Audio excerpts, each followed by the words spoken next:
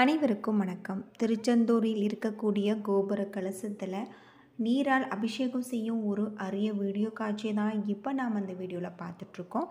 உங்களுக்கு திருச்செந்தூர் முருகன் பிடிக்கும் அப்படின்னா முருகனுக்கு அரோகரா அப்படின்னு சொல்லிட்டு மறக்காமல் கமெண்ட் பண்ணுங்கள். திருச்செந்தூர் பற்றிய பல சுவாரஸ்யமான தகவலை பற்றியும் கருவறையில் இருக்கக்கூடிய பல அதிசயங்களை பற்றி தான் இன்றைக்கி நம்ம இந்த வீடியோவில் தெரிஞ்சுக்க போகிறோம். இந்த வீடியோ ரொம்பவே பயனுள்ளதாக இருக்கும். அதனால் வீடியோவை கடைசி வரைக்கும் ஸ்கிப் பண்ணாமல் பாருங்கள். இது வரைக்கும் நம்ம சேனலை நீங்கள் இன்னும் சப்ஸ்கிரைப் பண்ணலைன்னா மறக்காமல் சப்ஸ்கிரைப் பண்ணிவிடுங்க. வாங்க வீடியோக்குள்ளே போகலாம். பொதுவாக யாரும் கடற்கரையை ஒட்டி பெரிய கட்டிடங்கள் கட்டுவதில்லை. தென் தமிழகத்தின் கடற்கோடியில் உள்ள அசுரரை வென்ற திருச்செந்தூர் முருகன் கோவில் ஒரு கட்டிடக்கலை அதிசயம். கடற்கரை பகுதியில் நிலத்தடி நீர்மட்டம் தரைக்கு மிக அருகில் இருக்கதாலும் இங்கு கட்டப்பட்ட கட்டிடங்கள் விரைவில் பலவீனமாகிவிடும். அப்படியே கட்டினாலும் தரை மட்டத்தில் இருந்தும் கடல் மட்டத்தில் இருந்தும் உயரமான மேடைகள் அமைத்து அதன் மேல்தான் கட்டுவாங்க. ஆனால் திருச்செந்தூர் முருகன் கோவில் கடற்கரையில் இருந்து வெறும் 67 மீட்டர் தொலைவில் அமைஞ்சிருக்கு. 133 அடி உயரமுள்ள இந்த திருக்கோவிலின் ராஜகோபுரம் கடற்கரையில் இருந்து 140 மீட்டர் தொலைவில் தான் அமைஞ்சிருக்கிறதாக சொல்லப்படுது. எல்லாவற்றையும் விட பெரிய வியப்பு இந்த கோவிலின் கருவறை. இது தரை மட்டத்தில் இருந்து 15 அடியும் கடல் மட்டத்தில் இருந்து 10 அடியும் தாழ்வான இடத்துல இருக்குது. திருச்செந்தூரின் விவரங்கள் தொல்காப்பியம், புறநானூறு, அகநானூறு, திருமுருகாற்றுப்படை, சிலப்பதிகாரம் போன்ற சங்ககால இலக்கியங்களில் காணப்படுவதை நாம் கருத்தில் கொள்ளலாம். இந்த கோவில் கட்டப்பட்டு குறைந்தது 3000 ஆண்டுகளுக்கு மேல் இருக்கும் என்று நாம் அறிந்து கொள்ளலாம்.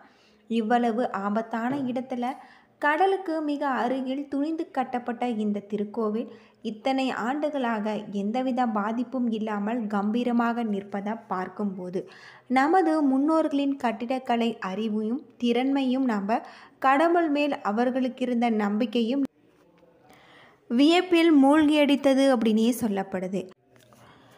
திருச்செந்தூர் முருகன் கோவில் தமிழ் கடவுளான முருகப்பெருமானுக்குரிய சிறப்புக்குரிய இடமாக தமிழகத்தில் 6 இடங்கள் இருக்குது. அவை திருப்பரங்குன்றம், திருச்செந்தூர், பழனி, சுவாமிமலை, பழமுதிர்ச்சோலை. குன்றிருக்கும் இடமெல்லாம் குமரன் இருப்பான் என்பதற்கேற்ப இந்த 5ம் அறுபடை வீடுகளில் மலை மீதும் திருச்செந்தூர் மட்டுமே கடற்கரையில் எழுந்தருள் இருப்பது மிக ஆச்சரியத்திற்குரிய ஒரு தகவல் அப்படின்னே சொல்லலாம். வங்க கடல் அலைகள் வந்து கொஞ்சி திளையாடும் செந்தூர் ஆண்டவனின் திருத்தலத்தை பற்றி நம்ம விரிவாக கேள்விப்பட்டிருப்போம். அது மட்டும் இல்லாமல் முருகனின் அறுபடை வீடுகளில் 2வது படைவீடாக விளங்கும் திருச்செந்தூர் தூத்துக்குடி மாவட்டத்தில் அமைஞ்சிருக்கு. சூரபத்மனன் வென்றதன் நினைவாக இங்கே இருக்கக்கூடிய ஆலயம் 2000 ஆண்டுகள் பழமையானதாக சொல்லப்படுது. பொதுவாக முருகனின் அறுபடை வீடுகளில் 2வது படைவீடாக விளங்கும் திருச்செந்தூர் தூத்துக்குடி மாவட்டத்தில் அமைஞ்சிருக்கு. சூரபத்மன் என்னும் அரக்கனை வென்றதன் நினைவாக 2000 ஆண்டுகள் பழமையானதாக சொல்லப்படுது. முருகனின் இந்த படைவீடு சிலப்பதிகாரம், திருச்சீர் அலைவாய் என்றழைக்கப்பட்டதாக சொல்லப்படுது. அலைகள் விளையாடும் வங்க கடற்கரையில் திருச்செந்தூர் அமைந்திருப்பதால் அலைவாய் என்ற பெயரில் அழைக்கப்பட்டது. இறைவனுக்கு பெருமை சேர்க்கும் விதமாக இத்துடன் திரு என்னும் அடைமொழியுடன் திருச்சீர் அலைவாய் என்று இலக்கியங்களில் பாடல் பெற்றது இந்த பெயரே. இத்தோடு அலைவாய்ச்சேரல், வெற்றி நகர், சிந்துபுரம் என பல பெயர்களில் அழைக்கப்படுறதாக சொல்லப்படுது. கடுந்தமம் புரிந்து வரகலம் பெற்ற சூரபத்மன் தேவர்களை துன்புறுத்தியிருக்கான். அவனது கொடுஞ்செயல்களால் பாதிக்கப்பட்ட தேவர்கள் சூரபத்மனை அழிக்கும்படி சிவபெருமானிடம் தஞ்சமடைந்திருக்காங்க. அவர்களது வேண்டுதலை ஏற்று தனது நெற்றிக்கண்ணில் இருந்து 6 பொறிகளை உண்டாக்க அதிலிருந்து முருகப்பெருமான் தோன்றியிருக்காரு. அவ்வாறு தோன்றிய முருகன் தந்தையின் கட்டளையை ஏற்று சூரபத்மனை வதம் செய்ய இங்கு வந்திருக்காரு. முருகப்பெருமான தரிசிக்க இந்த இடத்துல தவம் செய்து கொண்டிருந்த வியாழ பகவானுக்கு காட்சியளித்து அசுரர்களின் வரலாற்றை அவர்களிடமிருந்து கேட்டறிஞ்சிருக்காங்க. தனது படைத்தளபதியான வீரவாகுவ சூரபத்மனுக்கு தூதனுப்பியிருக்காங்க. ஆனால் அழிவின் விளிம்பில் இருந்த அசுரன் அதனை மறுத்து யுத்தத்திற்கு அரைக்கோவல் விடுத்திருக்காரு. முடிவில் முருகப்பெருமானால் வதம் செய்யப்பட்டு அவரது கொடியில் இடம் பிடித்து நட்பேறு பெற்றிருக்காங்க. வியாழ பகவான் வேண்டுகோளை ஏற்று இந்த இடத்தில் தங்கிய முருகனுக்கு விஸ்வகர்மாவை அழைத்து ஆலயம் அளிப்பிருக்காங்க. சூரபத்மனை வெற்றி கொண்டதன் குறிக்கும் பெயரால் ஜெயந்திநாதர் என்றழைக்கப்பட்ட முருகப்பெருமான் பெயர் மருவி செந்தில்நாதர் என்றும் திரு ஜெயந்திபுரம் என்பது திருச்செந்தூர் எனவும் மாறியிருக்கிறதாக சொல்லப்படுது. ஓம் என்னும் வடிவில் அமைந்திருக்கிற திருச்செந்தூர் கோவில் 17ஆம் நூற்றாண்டில் கட்டப்பட்டிருக்கு. 157 அடி உயரம் கொண்ட கோவிலின் கோபுரம் 9 தளங்களை கொண்டதாக அமைஞ்சிருக்கு. யாழ் மண்டலத்தில் 137 அடி உயரமும் வடக்கிலிருந்து தெற்காக 90 அடி நீளமும் கிழக்கு நோக்கி மேற்காக 65 அடி அகலமும் கொண்டிருக்கு. கோபுர உச்சியின் மேற்புறம் 20 அடி அகலம் 9 தளங்களை கொண்டிருக்கிறதாக சொல்லப்படுது. கோபுரத்தின் உச்சியில் 9 கலசங்கள் இருக்கு. திருக்கோவிலில் சண்முக விலாசம் என்னும் மண்டபம் 120 அடி உயரமும் 60 அடி அகலமும் கொண்டு பிரம்மாண்டமாக அமைஞ்சிருக்கு. இந்த மண்டபத்தை 124 தூண்கள் தாங்கி நிற்கிறதாக சொல்லப்படுது. கோவிலின் எதிர்ப்புறம் 2 மயில்கள் சிலையும் ஒரு நந்தியின் சிலையும் அமைக்கப்பட்டிருக்கு. மயில்கள் இரண்டிலுமே இந்திரனையும் இரண்டாவதாக இருப்பது சூரபத்மனையும் குறிக்கிறது.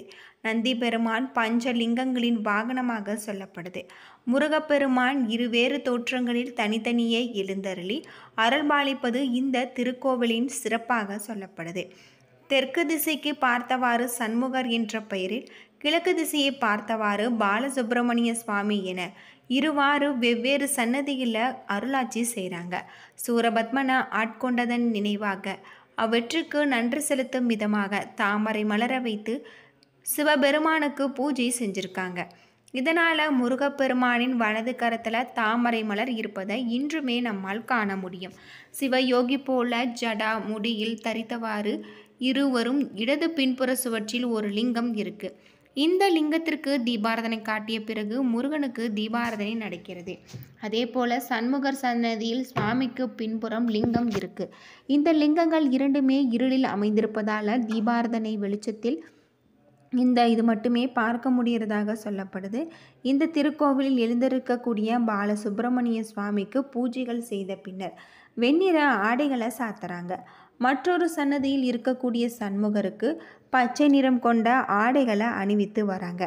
100 கிலோ எடைகளை கொண்ட இந்த மணி கோபுரத்தின் உள்ளே வைக்கப்பட்டிருக்கிறதாக சொல்லப்படுது. 9வது அறையில் இந்த மணி இருக்கிறதாகவும் சொல்லப்படுது.